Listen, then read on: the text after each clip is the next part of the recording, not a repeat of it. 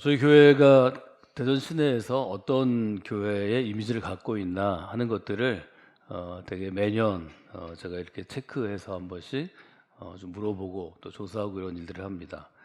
저희들이 2008년, 9년 이후로는 우리 성광교회는 특별히 자녀 세대를 위해서 특별한 관심을 가지고 사역하는 교회이다 하는 것이 되게 첫 번째 이미지로 이렇게 꼽히는 것 같습니다. 저희 2008년부터 우리의 자녀들을 더 귀하고 복된 인생으로 세우기 위해서 지혜로운 부모 학교를 했는데요. 지혜로운 부모 학교나 혹은 부모 세미나 하면서 아주 여러 케이스들을 저희들이 가지고 함께 이야기했습니다. 그 중에 한 소녀 이야기인데요. 별로 크지 않은 지방 도시에서 이 소녀 가정이 이제 생활을 했습니다.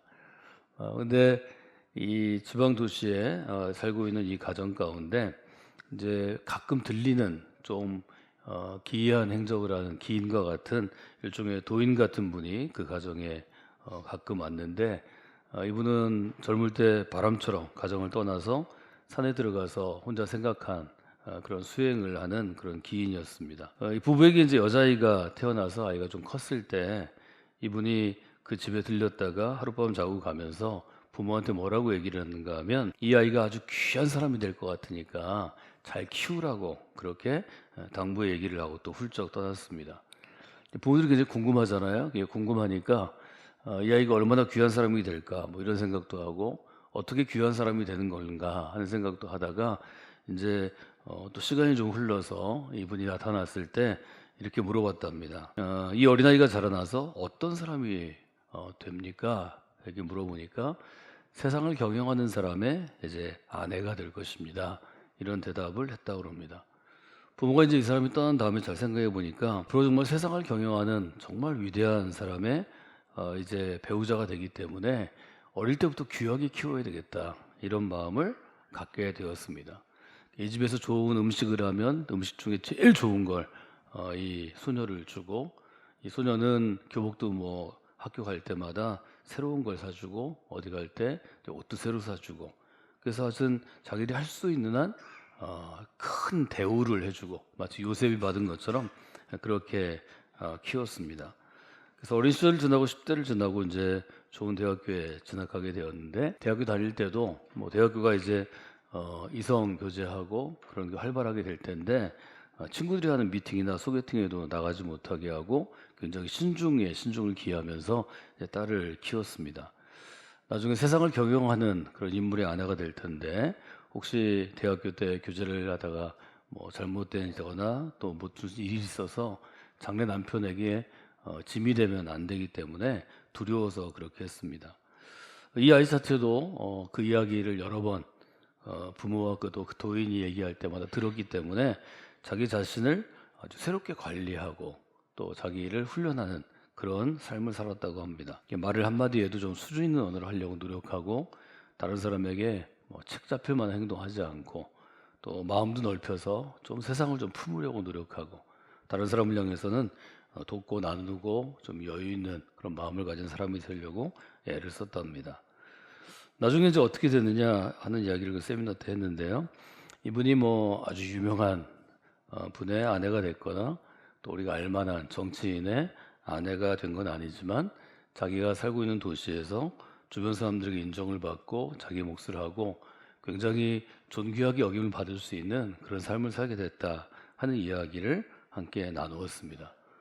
부모들에게 주는 교훈은, 부모가 자녀를 굉장히 소중한 존재로 먼저 인식하고 먼저 생각하고, 이 자녀에게 말하는 것이나 뭐 옷을 입히는 것이나 행동 것이나 소중하고 귀중한 사람으로 클 수 있도록 존중해 주면, 이 아이도 자기 자신을 존중하고 자기 자신을 잘 존중할 수 있는 사람이 다른 사람도 소중히 여기고 존중할 수 있다는 이제 그런 이야기들을 우리가 함께 나누게 되었습니다. 우리가 자녀를 키울 때 아주 어릴 때부터 자기가 굉장히 소중한 사람이고 또 이 땅 가운데 살아가면서 소중하게 쓰임 받을 것이라는 기대를 품게 한다면, 그 아이에겐 제일 큰 선물이 될 것이고, 또 우리 에베소서가 지금 이야기하는 것처럼 하나님이 주시는 신령한 복이 될 것입니다. 여러분 모두에게 하나님께서 넌 정말 소중한 사람이야, 소중한 존재야, 소중한 곳에 쓰임 받을 거야. 이런 분명한 메시지를, 분명한 음성을 듣는 그런 그리스도인들이 되시면 좋겠습니다. 그리스도인을 우리가 어떻게 정의할 수 있을까요? 그리스도인은 그리스도 안에서 자기의 삶의 가치를 아는 사람입니다. 살아있는 내가, 또 생명의 가치, 내가 어떤 정도의 존재이고 어떻게 쓰임 받을 수 있는가를 알으면 좋은 그리스도인이 될 수 있습니다. 근데 우리 사회 가운데 가장 이제 어려운 것이 저희가 경쟁 사회 가운데 살고 또 저희 나이만 돼도 60대, 70대는 아주 가난한 시절부터 지금까지 선진국에 들어오는 평생을 살았기 때문에 어릴 때 상처나 다른 사람하고 비교했을 때 내가 다른 사람보다 못하다는 열등감이 너무 자리를 잡고 있는 거죠. 그래서 이 열등감이 심한 사람들은 대화가 사실 참 어렵습니다. 대화를 하다가 먼 산을 바라보면 이렇게 받아들이죠. 나 무시하는 거야? 왜 내 얼굴을 안 보고 얘기해? 아니, 산을 볼 수도 있죠. 그래서 열등감이 많은 사람하고 대화할 때는 저는 긴장이 좀 됩니다. 열등감은 그 상처가 많다는 얘기고 다른 사람하고 비교해서 내가 못하다고 생각하는 부정적인 생각이 사람을 지배하기 때문에 이분들하고 밥 먹다가 불편한 적도 여러 번 있고 또 여러 음식 먹는데 뭐 화를 내거나 성질을 부리거나 이런 일을 당하면 뭐 모두가 기분이 별로 좋지 않죠. 여러분이 그리스도인이 되면 어떤 상황에서 자라났고 어떤 상황이 있든지 지금 예로 들었던 이 소녀처럼 부모로부터 굉장히 귀한 대접을 받고 본인도 자기를 귀하게 여겨서 그런 소중한 역할을 하는 사람도 있지만 사실 이런 사람은 10명 중에 1명도 되지 않죠. 대부분은 정말 힘들고 어려운 세상을 살아가면서 상처도 받고 비교도 당하고 또 무시도 당하면서 여러 가지 상처나 분노들이 쌓여서 좋지 않은 감정들이 있는 것을 알 수 있습니다. 그런데 에베소 1장을 보면 이 땅 가운데 어떤 대우를 받고 어떤 삶을 살았어도 그리스도 안에 있으면 하나님께서 그를 존귀하게 대해주신다고 분명하게 선언합니다. 여러분이 교회 공동체 안에 들어오면 10월달은 저희 성광교회를 생각하니까 성광교회가 그런 곳이 되기를 원합니다. 세상에서 어떤 대접을 받아서 별로 소중한 사람이라고 생각하지 않던 분들도 성광교회 공동체 안으로 걸어 들어오면 내가 참 소중한 사람이구나, 내가 정말 소중한 존재구나, 내가 살만한 가치가 있는 사람이구나, 이런 것들을 굳이 배우지 않아도 좀 느낄 수 있는 그런 공동체를 저희들이 세울 수 있으면 참 좋겠습니다. 사실 이것은 예수님께서 이 땅 가운데 교회를 세우실 때 이루고 싶었던 것입니다. 에베소 1장은 이제 서신서니까요. 바울 서신이니까 맨 앞에 인사가 있습니다. 바울이 바울 서신을 쓸 때 또 바울의 제자들이 똑같이 스승의 권위로 바울, 제2바울 서신을 쓸 때 똑같은 일종의 헬라 문화, 그리스 문화의 서신 양식을 썼습니다. 1절에 그렇게 되어 있죠.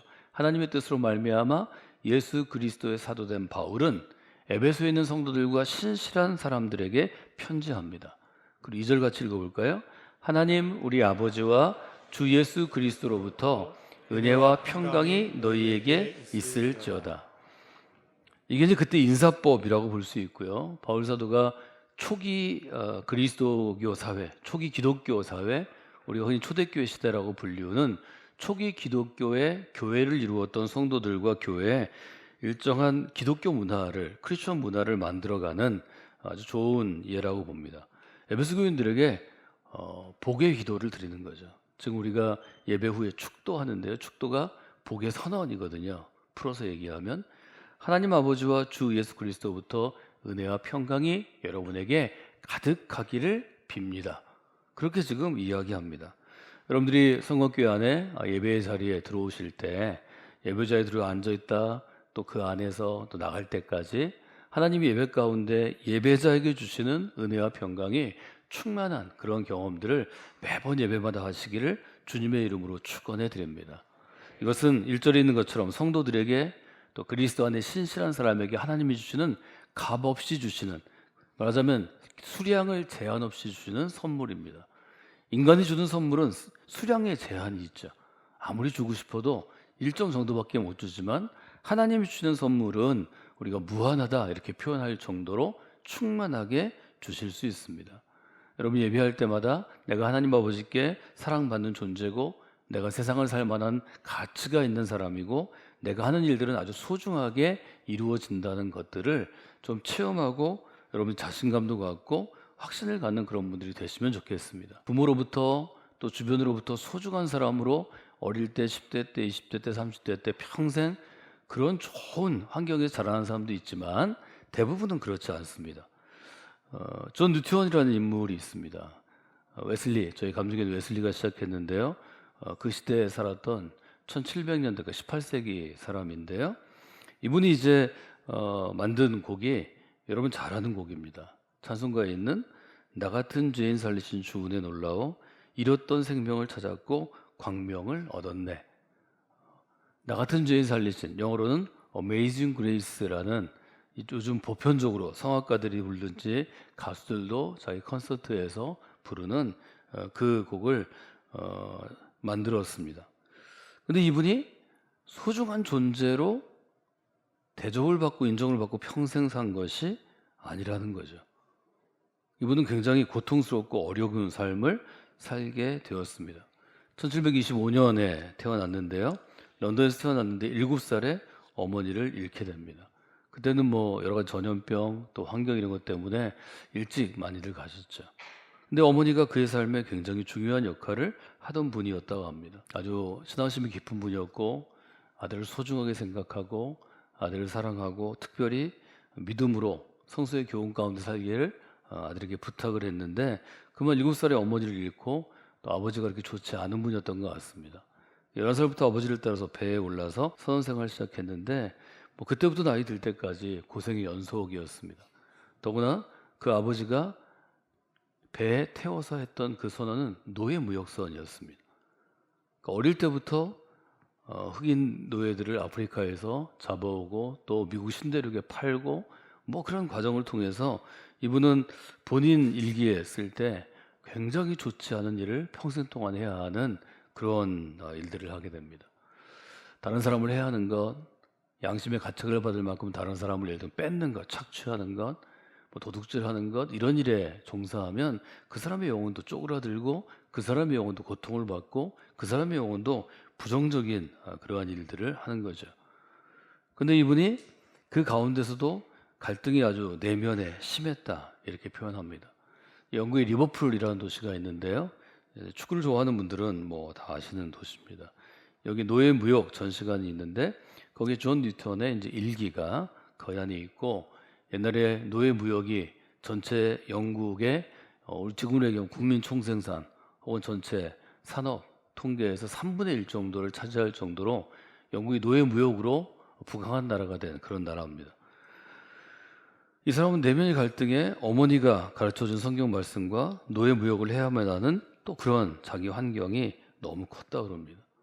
그런데 이분이 노예 무역선 선장으로 노예를 가서 사오고 또 미국에 팔고 또 상강 무역으로 영국, 아프리카, 미국 신대륙을 왔다 갔다 하면서 그가 비즈니스 하면서 1748년에 엄청난 폭풍우를 아일랜드 가까운 해안에서 만나게 됐다고 합니다. 1748년 3월 10일로 그 기일이 적혀 있는데요. 엄청난 폭풍우를 만나서 도무지 선원들이 다 포기했습니다. 우리 죽게 생겼구나. 이렇게 죽게 생긴 배가 부서지는 상황에서 그때 존 뉴턴이 아주 신비한 경험을 하게 됩니다. 그때까지는 갈등하고 그때까지는 양심의 가책을 받고 살았지만 죽음을 앞에 두면 사람이 좀 담담해지고 죽음에 대해서 준비하는 마음이 들죠. 여러분도 아마 그런 경험들이 있을 것입니다. 저는 이제 비행기 타는 걸 좀 사실 싫어하는데요. 공식적인 일정이 있을 때 어쩔 수 없이 탈 때가 있는데 제가 좀 어렵게 사는 나라에 가는 거 굉장히 두려워합니다. 왜냐하면 비행기 정비가 잘 안 되면 굉장히 무섭습니다. 조그만 비행기를 타고 갈 때 뭐 제트기류나 아니면 엔진 하나가 꺼진다든지 뭐 이런 일이 일어나면 정말 어쩔 수가 없습니다. 그때 저는 이제 늘 갖고 다니는 수첩에 메모지에 전해질지 아닐지 모르지만 몇 가지 메모를 유서처럼 씁니다. 똑같은 그런 상황이 지금 이 존 뉴턴에게도 왔죠. 근데 그는 그의 일기에 이렇게 기도했다고 씁니다. 하나님, 제가 이제 죽어도 좋습니다. 제가 죽을 때가 된 것 같습니다. 죽기 전에 우리 어머님이 저한테 심어준 그 믿음처럼 하나님의 보좌 앞에 나가는 사람이 되기를 원합니다. 저를 불쌍히 여겨주시고 주님의 은혜를 베풀어 주시기를 원합니다. 그는 소중히 여김을 받은 그런 인생을 살지는 않았지만 이 죽음을 앞에 두고 나서는 하나님 앞에 소중한 인생으로 나를 불쌍히 여겨달라고 청하는 용기가 있습니다. 부모를 잘못 만날 수도 있습니다. 내가 좀 성격이 안 좋아서 친구들도 없이 외톨이로 살 수도 있습니다. 실패를 경험할 수도 있고 또 여러 가지가 있습니다. 그러나 교회 공동체가 줄 수 있는 가장 큰 선물은 일생에 단 한 번이라도 죽음을 앞에 두고 혹은 포기할 수밖에 없는 상황에서 하나님께 나도 소중한 사람인 걸 알게 해주세요. 이렇게 요청할 수 있다는 것입니다. 하나님 저를 불쌍히 여겨주시옵소서. 제 영혼과 제 삶도 좀 받아주시옵소서. 무엇보다 은혜를 베풀어 주시옵소서. 하나님은 그때 거절하지 않고 은혜를 베풀어 주십니다. 우리에게 혹시 평생토록 부모로부터 또 뭐 주변 어떤 사람들로부터 직장에서 소중한 존재가 되지 않아서 열등감과 상처로 어려움이 있던 분들이 우리 교회 문을 열고 예배 가운데 들어오고 속으로 안으로 들어오고 공동체 안으로 들어오면 하나님께서 여러 번 넌 참 소중한 사람이야. 살 가치가 있는 사람이야. 이런 메시지를 듣는 공동체가 되기를 원합니다. 분명히 존 뉴턴은 얘기하죠. 나와 같은 죄인을 살려주신 주님의 은혜가 참 놀랍습니다. 이것은 너무 귀중한 고백입니다. 에베소 2장 1절로부터 10절까지는 옛사람과 새사람을 표현하는 굉장히 중요한 저희 교회 새가족학교의 교재의 두 번째 혹은 세 번째 다루는 과인데요.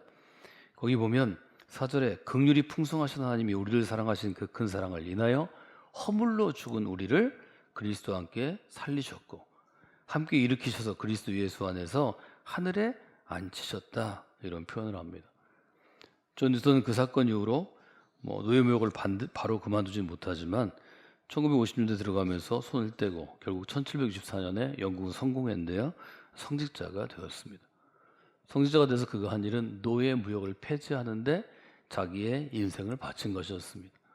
여러분 잘 아는 윌버포스를 격려하고 또 웨슬리와 함께 소통하기도 하고 주변에 클래폼 섹트라고 하는 클래폼을 중심으로 한 그리스도인 공동체를 만들어서 무려 20년 동안 국회 청원에서 법을 없애고 30년 동안 노예무역이 영국에서 근절되는데 최선을 다한 그런 삶을 살아갑니다.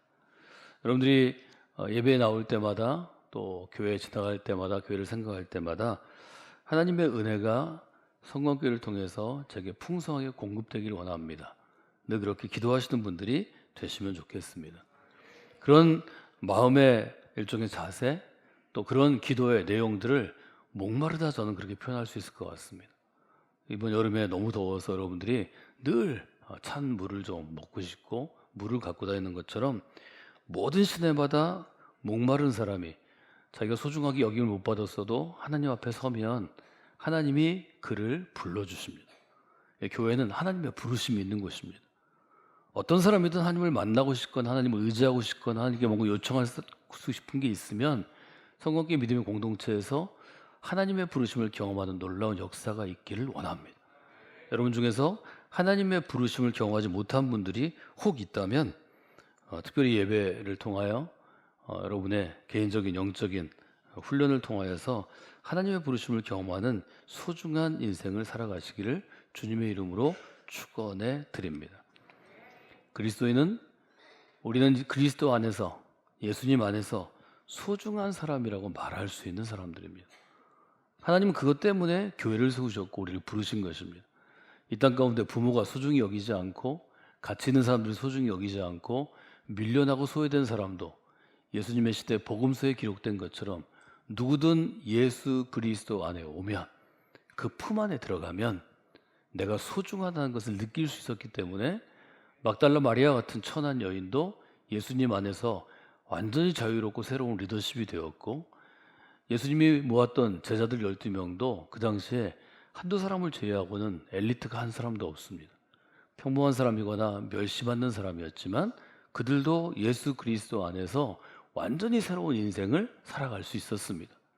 그것이 교회의 능력이고 예수 그리스도의 능력이고 하나님의 능력입니다.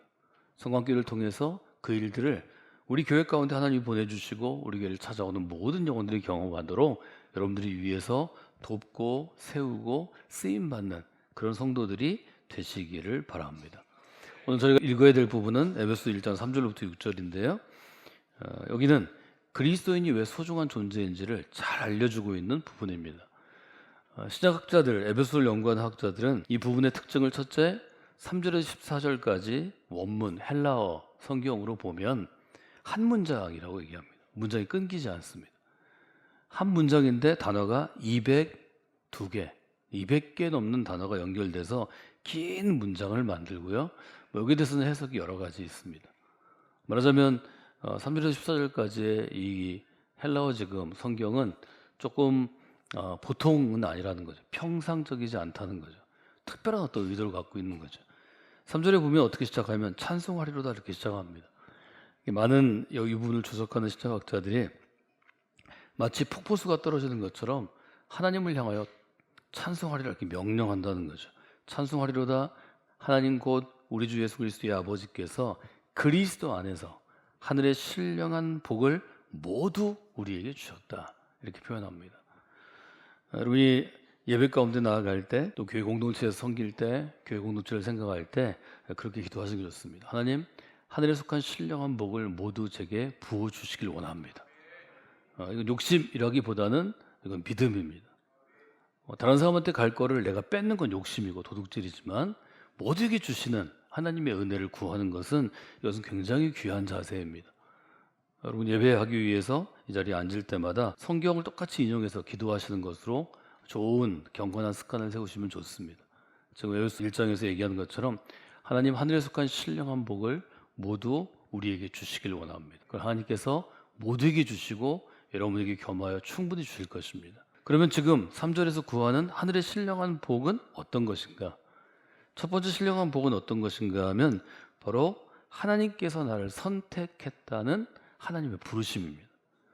4절 같이 읽어볼까요? 곧 창세전에 그리스도 안에서 우리를 택하사 우리로 사랑 안에서 그 앞에 거룩하고 흠이 없게 하시려고 아주 분명하게 써 있죠. 가장 신령한 복은 어떤 것인가 하면 하나님께서 우리를 선택해 주신 것입니다. 택하다 이렇게 표현했는데 하나님 입장에서 선택한 거고 우리 입장에서 보면 하나님이 선택하셨기 때문에 우리를 부르신 것입니다. 그래서 영어로는 간단하게 calling이라고 얘기하고 저희 교회는 first calling, second calling, third calling으로 나누어서 하나님의 부르심의 단계를 계속해서 여러분에게 설명해 드렸습니다. 하나님이 나를 선택하셨습니다. 이게 하나님 주시는 선물이고 하나님 주는 복이라는 거죠. 에베소의 이 해석은 매우 중요한 것입니다. 여러분이 신앙생활을 하고 예수 그리스도 안에 있는데 성경이 약속한 것들, 뭔가 약속한 것들을 잘 경험하지 못하면 사실 이 부분에 좀 문제가 있기 때문입니다. 하나님이 나를 선택하신 것에 대한 확신이 없거나 이해를 잘 못하면 신앙생활이 잘 성숙하지 않습니다. 하나님이 나를 선택했다는 것은 주도권이 나한테 있나요? 하나님에게 있나요? 하나님에게 있는 것입니다. 이 점을 여러분들이 잘 처음부터 생각하셔야 합니다. 성경은 또 우리 기독교 교리는 또 위대한 목회자들과 교사들은 그 점을 제일 강조합니다. 모든 것이 개인주의적이고 나 위주로 돌아가는 우리가 21세기에 살고 민주주의 국가에 살기 때문에 내가 하나님을 선택하고 내가 그리스도를 선택하고 내가 교회를 선택했다고 착각할 수 있습니다. 성경은 반대로 얘기합니다. 내가 한 게 아니고 하나님이 여러분을 선택해서 이 자리로 불러 모아 주신 것입니다. 그 점을 잘 이해하셔야 합니다.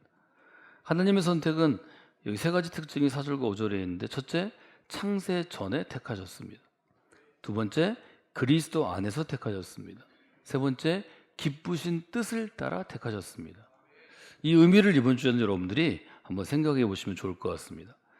창세 전에 선택하셨다 하는 것들은 대부분의 신약학자들이 사실은 어떻게 해석하는가 하면 2025년 10월 5일 주일 예를 들어 지금 11시 40분 이때 선택했다는 게 아닙니다. 이때 선택했다는 것은 시간의 개념이 좀 다릅니다. 그래서 아주 연대기적으로 크로니컬하게 했다기보다는 이것은 우리가 알고 인지하기 전에 139편에 보면 시편 139편에 보면 내 형질이 이루어지기 전에 그런 표현이 있는데요. 그것과 아주 비슷한 것입니다.